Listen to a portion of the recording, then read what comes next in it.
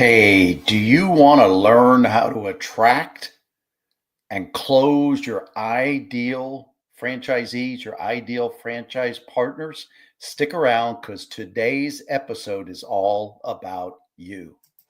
This is the Franchise Pitfalls and Profit Show. Each week, we bring you the challenges and triumphs of being in the franchise development and consulting business.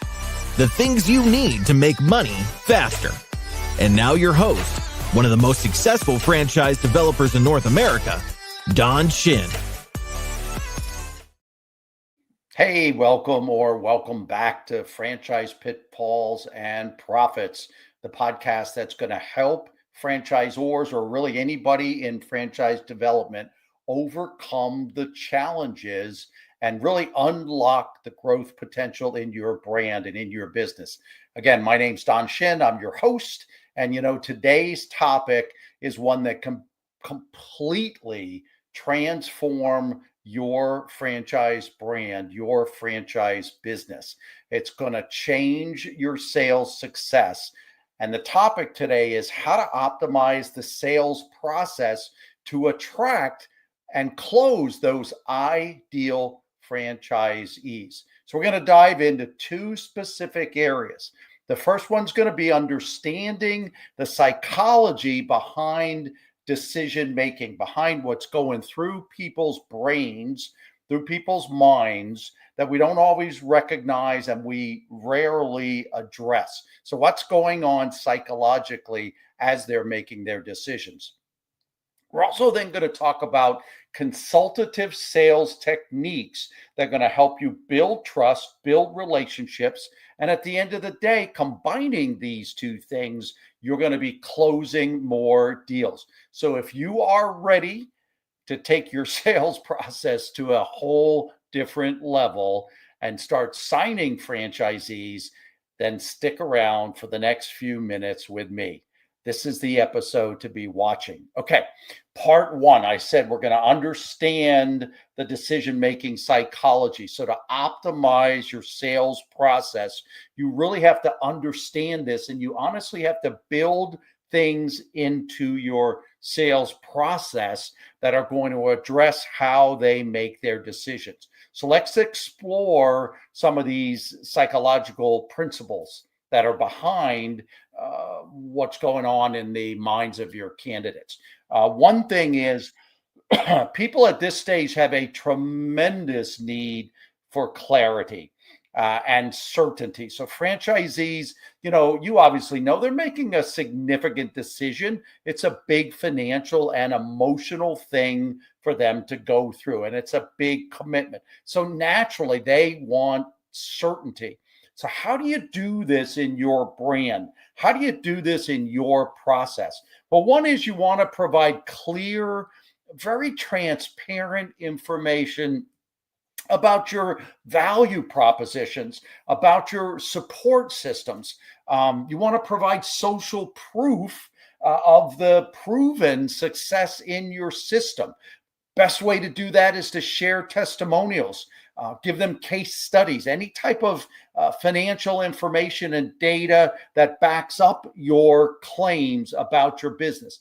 These are things that are going to help give them certainty. Franchisees must walk away from every interaction with you with a real confidence level that this is a safe and smart decision. Don't just wait to try to do this in one call at the very end. This must be built into each and every session that you have with them. Okay, number two, in part one, is that you want to understand that there's great power in emotional connection. Decisions aren't made purely on logic. In fact, I've been taught and felt for many, many years that people make decisions 80% on emotion and only 20% on logic. So these emotions are going to play a huge role in their decision making. Prospective franchisees need to feel a personal connection to your brand and candidly often to you as well. So again, how are you going to do this specifically? Well, share stories about your brand. Share stories about why your founders created the brand. Why did they create the system? What was their mission? What were their objectives? What are their values? There has to be a real world impact as well for your franchisees. So show them that joining your brand is going to help them become part of something bigger than themselves. So that's one way to address this. A third thing, psychologically, what's going through their minds from a decision making standpoint is FOMO, the fear of missing out. Nobody wants to miss a great opportunity. So FOMO can be a very powerful motivator when it's used ethically. I want to emphasize that, when it's used ethically. So how do we do something like this? How do we interject ethically the FOMO principle? Well, you want to highlight the limited availability. Again, if it's ethically, if it's true, because territories fill up. So if your brand's at a point where territories are filling up, this is a great thing to share. Maybe even if you're an emerging brand, maybe you are only opening in certain geographies. So again, where you're talking to them about got some limitations. This again, that limitation, that limited territories is great for more mature brands. Another idea is some time exclusivity period. I remember a pizza brand one time saying, if you sign up within the next 45 days, they're going to be giving you certain equipment free. So something that's got some form of an offer, and it's got a limited time for them to execute. Another thing could be something that's very cyclical and happens every year in franchising, and that's FDD renewal time. There could be changes coming in the contract that may not be as favorable for the franchise prospect. So you could talk about something like that. Again, use urgency to encourage the prospects to act without delay. Act not from a pushy standpoint, but act from a standpoint of taking advantage of the opportunity. And again, FOMO, not missing out, or the failure to miss out on an opportunity. Encourage them not to wait too long. So the decision-making psychology, we've talked about clarity and certainty. We talked about the power of emotions and selling more on emotion and addressing their emotions than more so than their logic. We just talked about the fear of missing out, or FOMO. So the fourth thing in their psychology is one of analysis paralysis. When faced with too much information, prospects are going to struggle to make a decision. So how can you be sure that this isn't happening in your process? Well, simplify your decision-making process, simplify your sales process, break complex information into digestible chunks, guide them step by step with this information. I remember when I was first in franchise sales, I got the absolute worst information and guidance that you could get. I was told to slam them with as much as you could give to them, so that they would get so excited about my brand. And I had people constantly like falling off a cliff, stopping talking to me after like 2 or 3 weeks in my process, because I had data dumped everything I had at the time.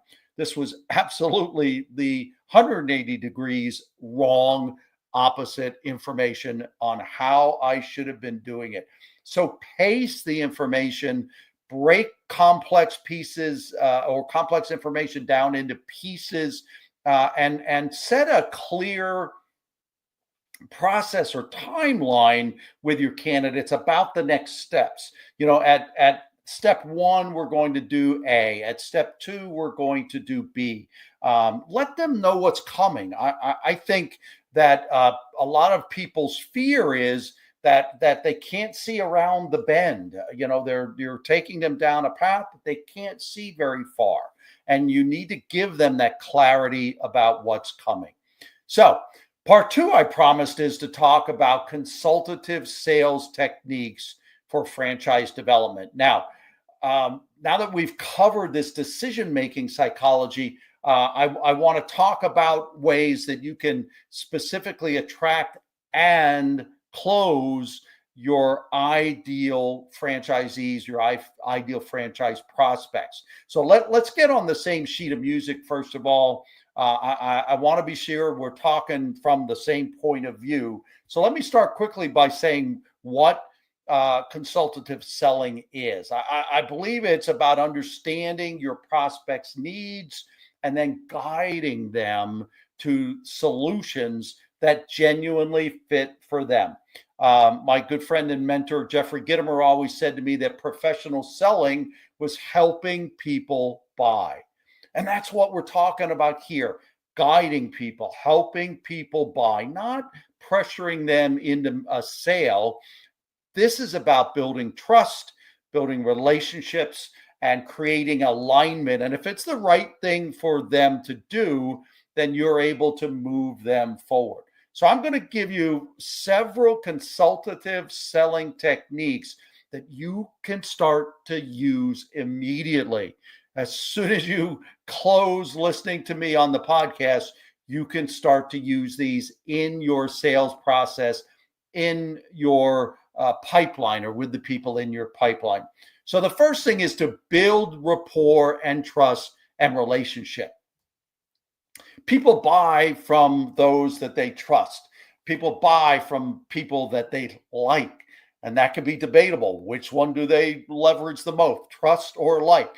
So do them both. So to me, this building up of the trust and rapport and relationship is the first step in that interaction. You want to establish a genuine connection with the candidates that you're working with, and convert rapport as you go along, call after call, session after session, convert that rapport into relationship.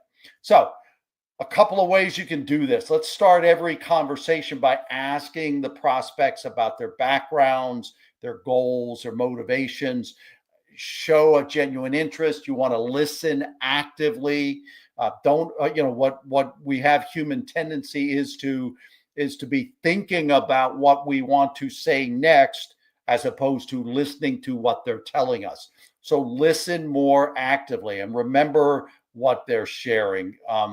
Good relationships come in all types, in our marriages, in our general friendships. They all come from remembering what's going on in somebody's life, and continuing to be curious and interested in them. You don't have to be BFFs with every one of your prospects. I'm not saying that. But if if somebody's away for a weekend on a vacation, or their kids play travel sports and they're away at a tournament, and this and it comes out, you want to ask about that the next time you get together. You want to show genuine interest. So make those genuine connections. It can take time, but do it in small steps. Do it every step of the way that you're talking to your candidates. And that's going to make a big difference in your overall sales success. Second thing is to use open-ended questions. And I think the best way to know people and to understand what's going on in their minds, what their aspirations and goals are, it's to ask good questions. So find out what is inspiring them to be talking to you. Ask them what some of their concerns might be about business ownership versus being an employee. Ask them about how they envision life as a franchise owner in your brand. How do they envision and what are the dynamics that they see of life change, lifestyle changes? So you want to work in the areas of general interests. Then you want to also move into goals, aspirations, objectives, and then overall, you want to also chat with them a little bit about their decision-making mindset. How do they go about it? Do they, obviously you ask their spouse into the process, but about how do they work with their spouse? Do they have other close contacts in their life that they might go to with a large decision like this? You're looking to uncover, pain points. You're looking to uncover goals, and you just want to gather critical insight about them. The third thing in the sales techniques, consultative sales techniques, is to personalize your presentation to them. Now, when you understand their needs, you can then tailor the conversation directly to them. You don't want to miss key points that all prospects should know about your brand and your model and your business, but you want to tell the story in a way that relates directly to them. You don't want to just generically be blah blah blahing all over them, spewing all kinds of things over them, and they maybe can't relate and convert it into why it's important to them. So instead of the one size fits all pitch, focus on how your franchise aligns with them specifically, with their goals, their aspirations, their lifestyle. So if they're looking for financial stability, not financial stability, but financial stability, highlight return on investment if that's something you can talk about. Highlight sales numbers if that's in your FDD. Highlight proven success. Maybe you have stories of franchise partners that had the specific goals, aspirations, interests of this particular candidate. Use those in your presentations. Again, one size doesn't fit everybody. One size fits all type pitches don't work. If they want lifestyle and flexibility, you want to emphasize the support. You want to emphasize how maybe your brand builds a team. You want to emphasize, that the hours, it's a Monday through Friday business and you're not traveling anymore. So you're home for dinner. You're able to coach your kids' sports teams. If owning a house on a lake is what they want, you want to talk about, well, would you have a boat there? What kind of fishing gear do you own? You want to make it very specific to them. You want to convert your brand into what's most important to them, what you found out about them. A fourth consultative sales technique is to anticipate questions. Address, and you could call them objections, but I like to think of them more as questions. I like to think of them more as opportunities. I truly believe that the way the mind works, I believe in most cases, people are asking what we might call or think there are objections. They're really asking them because the mind is trying to make the connections. The mind is trying to make this work. And so, you've got to know and you've got to see the patterns of the majority of the things that prospects are classically asking you, and you want to put that into your process. This is a consultative sales technique that you're already anticipating what they're going to ask, and you want to be prepared to address it. You want to have a great answer for what they're going to be asking. In fact, I used to build it into my process already and into my presentations, already knowing that people were going to ask about it anyway. So I truly think, again, that the mind is trying to work and make this fit. So anticipate that and learn what are 80% of the questions everybody's asks, and put that into your sales techniques or into your sales process. One of the ways you can do this and very, again, professionally, is to acknowledge the question, acknowledge the concern. I understand why you might feel like that, Bob. This validates them. And again, people want to feel valuable. So this will validate them. It also shows that you are listening. When you can repeat their concern and validate it, it shows that you hear them. And that's really, really important in a relationship building. You also want to then provide solutions and assurances that whatever they're asking about, that doesn't happen in our business, or this is the way we do it in our business, so that should not be a challenge for you. So you could say something like, many of our franchisees felt that way at first, but they found out that XYZ. And so again, validate them, repeat the question and the concern back to them, and reassure them, build their confidence in you and in your brand, that this thing is not the challenge that they may be perceiving. Be prepared with stories. Be prepared with examples. Back up what you're saying. Again, this is what I've heard called social proof. You've got to back it up with, third party, so to speak, information. So it's not just you trying to convince them. So we've been talking about 4 consultative sales techniques. You build trust and relationships, use open-ended questions, personalize your presentations. That's huge.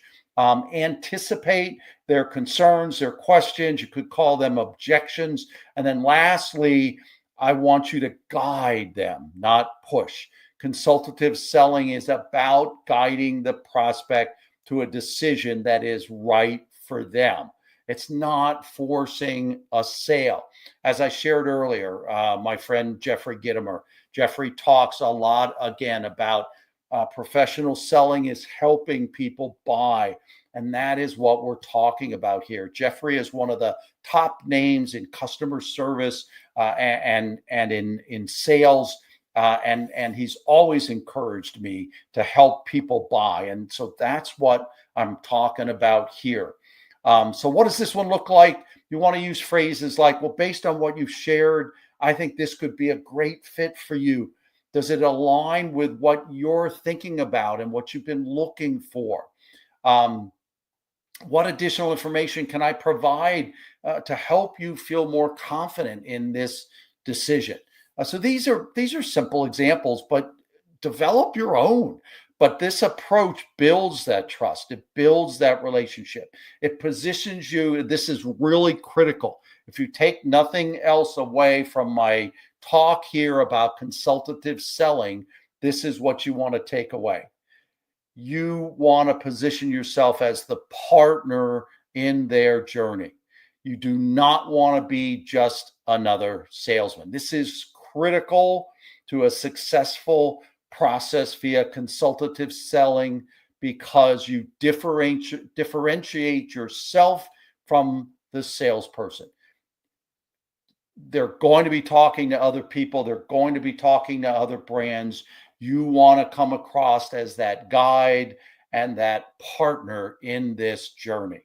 All right. So part 1, we talked about understanding the decision-making psychology. Part 2, we talked about 5 consultative sales techniques, things that you can use today to start to improve your sales results. And the last thing is combining these two. Combining these two helps you attract the right prospects, weed out the ones that you do not want to be working with. That gives you more time for the ones you want to work with. Combining these two helps you build trust beyond rapport and build relationships. It helps you address or take advantage of the questions, maybe the objections, any challenges that they may have, and deal with them empathetically and deal with them with confidence. And the bottom line is combining these two guides people, the right prospects, your ideal candidates. It guides them to yes, without feeling pressured, without the heat and the pressure that most sales processes are going to create in your prospects. So It's not just about closing any deal. It's about signing franchisees who are ideal. They are the perfect fit to thrive in your system. So if you're thinking, hey, Don, this was great, where do I start? That's where the Franchise Growth Vault program comes in. So I just want to close with a couple of minutes about that. This program can help. We break down things like this and help you build a high impact, optimized sales process. That's one piece, a big piece of the Franchise Growth Vault. We help you understand, like we did today, prospects decision making psychology, give you step-by-step techniques to use, teach you how to attract, nurture those relationships, and close the people that you love. You go, these people would be fabulous in our franchise system, and it's going to help you close those deals. Again, we're not talking one size fits all type solutions in franchising. The Franchise Growth Vault is all about working with you personalized to help you succeed and your brand flourish. We can deliver the vault in a personalized one-on-one way, or we're also forming a couple of groups of no more than 4 in the group, which will have more structure from the standpoint of specific things and topics we'll work on. In the customized one, it's just that. It's customized to you one-on-one out of 10 different things we know are going on in the franchise space, and we want to deal with those things for you. So the last thing I want you to do, if you are interested, get to the right button here. If you are interested, here is the link. When you sign up and you schedule some time on my calendar, I'm going to send you something that you can't find anywhere else. This is the 36 questions that you should be asking yourself to give yourself a complete review of your franchise system, with heavy emphasis on recruiting the ideal franchise partners and retaining those partners, helping them succeed and thrive in your system. So you'll get those 36 questions and you'll get a one-on-one diagnostic session with me. You can find out, we'll talk more about the Franchise Growth Vault, of course, but we're going to be able to give you additional solutions just like today's episode did. So schedule the diagnostic session for the Franchise Growth Vault program. And I appreciate your being here with me. I thank you for tuning in to this episode of Franchise Pitfalls and Profits. Again, if it resonated with you, please subscribe to the podcast so you can get all of the notices about what's going on. And then until next time, we are simply going to say, keep building, keep growing, and at the end of the day, let's optimize your franchise selling process together.